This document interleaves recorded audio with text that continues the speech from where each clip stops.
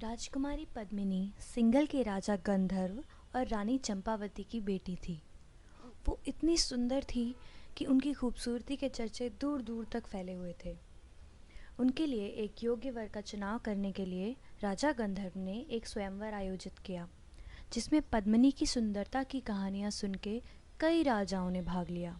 उन सभी राजाओं में चित्तौड़ के राजा रवल रतन सिंह भी शामिल थे, जिन्होंने बाकी सभी राजाओं को पराजित करके स्वयंवर को जीत लिया और राजकुमारी पद्मिनी ने भी उन्हें अपने पति के रूप में सहर्ष स्वीकार कर लिया। लेकिन ये खुशी ज़्यादा दिनों तक नहीं चली। उस वक्त दिल्ली की सल्तनत पर बादशाह अलाउद्दीन खिलजी का शासन था। अलाउद्दीन खिलजी एक लालची और निर्दयी सुल्तान था, और जब उसके कानों में पद्मिनी की सुंदरता की तारीफ़ें पड़ी, वो उसे पाने के लिए बेचैन हो उठा और उसने रानी को पाने के लिए चित्तौड़ पर आक्रमण कर दिया। उसने चित्तौड़ के किले को कई महीनों तक घेरे रखा। सुल्तान की सेना चित्तौड़ की सेना से गिनती, युद्ध कौशल और हथियारबंदी हर चीज़ में कई गुना आगे थी। लेकिन चित्तौड़ के किले की रचना इतनी कुशलता से की गई थी कि गिनती में कम होने के बावजूद चित्तौड़ के वीर सैनिकों को सुल्तान की सेना हरा नहीं पाई और किले के 7 दरवाज़ों में से एक भी दरवाज़ा नहीं तोड़ पाई। अब ऐसे में सुल्तान ने छल से काम लेने की सोची। उसने राजा रतन सिंह को ये संदेशा भिजवाया कि हमने रानी पद्मिनी की सुंदरता के बारे में बहुत सुना है। आप बस हमें एक बार उनकी एक झलक देखने दीजिए और हम किले से हट जाएंगे।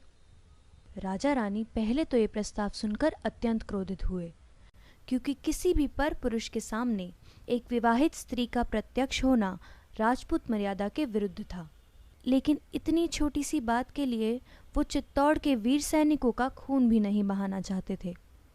इसलिए उन्होंने एक बीच का रास्ता निकाला कि सुल्तान रानी को आईने में देख सकते हैं, जिससे कि राजपूत आन भी रह जाए और दिल्ली के सुल्तान की बात भी। उसके बाद सुल्तान को रानी पद्मिनी के महल में ले जाया गया। रानी पद्मिनी सरोवर के बीच बने अपने महल की सीढ़ियों पर आई और सुल्तान को उनके महल की दीवार पर लगे दर्पण पर उनका प्रतिबिंब दिखाया गया।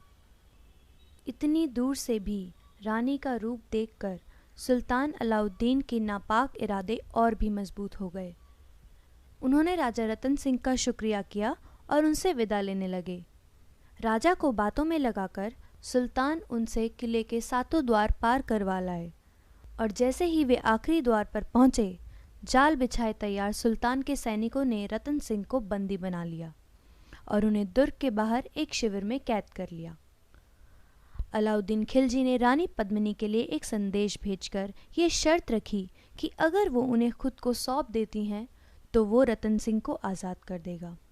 अपने पति को छुड़ाने के लिए रानी पद्मिनी ने ये शर्त स्वीकार कर ली, लेकिन ये शर्त रखी कि उनके साथ उनकी 700 दासियां भी उनकी देखभाल करने के लिए आएंगी, और इसके अलावा वे अपने पति से एक अंतिम बार एकांत में मिलना चाहती हैं।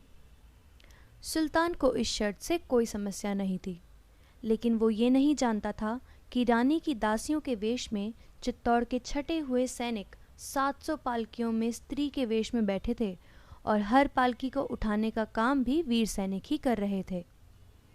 कड़े पहरे के बीच रानी की पालकी को सीधा उस शिविर में उतारा गया जहां पर रतन सिंह को कैद कर रखा था।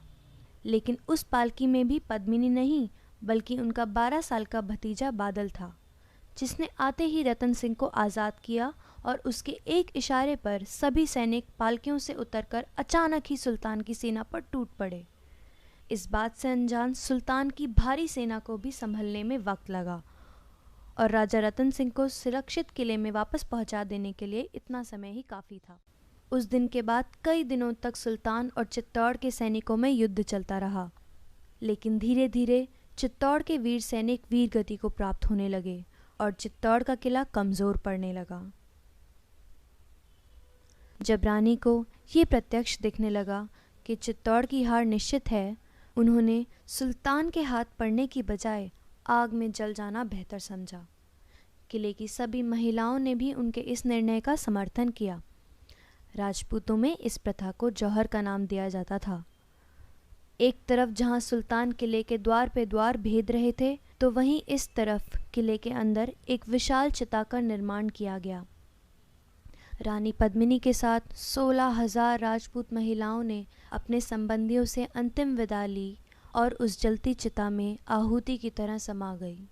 और थोड़ी ही देर में वो सौंदर्य, जिसके ऊपर पूरे साम्राज्य को गर्व था, आग की लपटों में स्वाहा होकर कीर्ति कुंदन बन गया।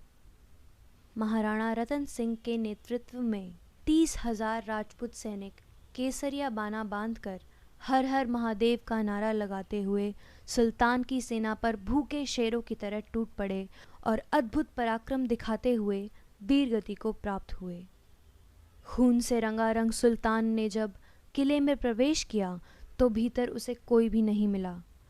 रानी पद्मिनी के जौहर की जीत हुई और ये जौहर इस बात का प्रतीक था कि भारत की स्त्रियों के लिए उनका सम्मान, उनका स्वाभिमान सर्वोपरि है।